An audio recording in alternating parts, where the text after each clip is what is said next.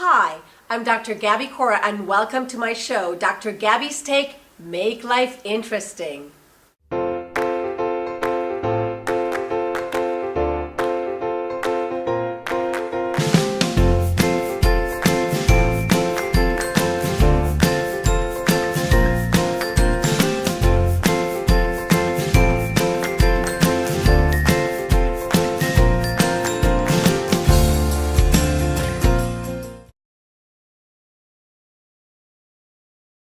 How are you looking into raising Faith these days? So what are your arrangements for taking care of her, or playing with other kids? What do you do?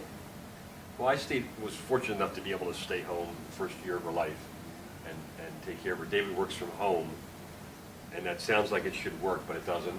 If you've never had an infant, you'd have to take our word for it. It was fine the first couple of months when she could sleep in a pouch most of the day, but once she starts moving, that's a problem. So after like 4 months, you be much more full-time.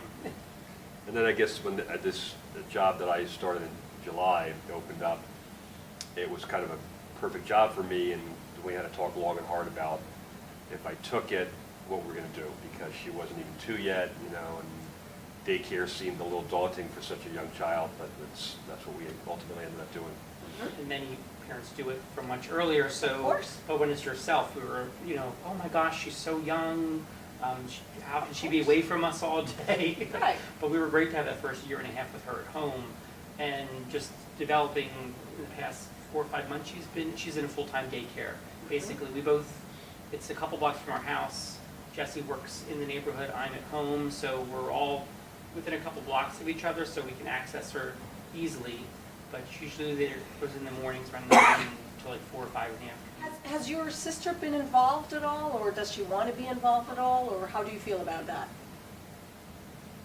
She seems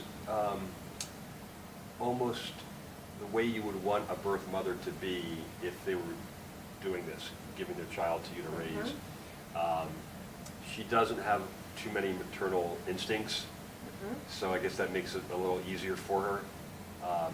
But she has kept her distance, but she's also been reminded, I guess a couple times, David's reminded her that we're not quite ready for her to be a full part of Faith's life. There were some issues at the hospital regarding her signing off on this because of pressure she got from the baby's birth father. And we weren't real happy with her attitude during that very trying first few days. So she's been pretty respectful of our request that she give us a little space for a couple of years. And I don't know if you want to add anything. I think, she, like Gaby had mentioned, she does not have too many maternal instincts, and she's not too close to her other children, which is sad in one way, but it's also good in one way that because she lives her life sometimes not in a good way, and is kind of inappropriate with some of her older kids, telling them things they shouldn't know. So it's good, I think, to have a little distance.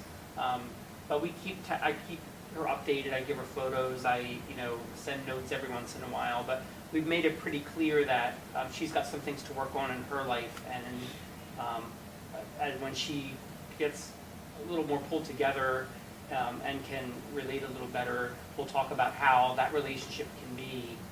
It looks like she truly trusted you in making sure that the baby was going to be fine.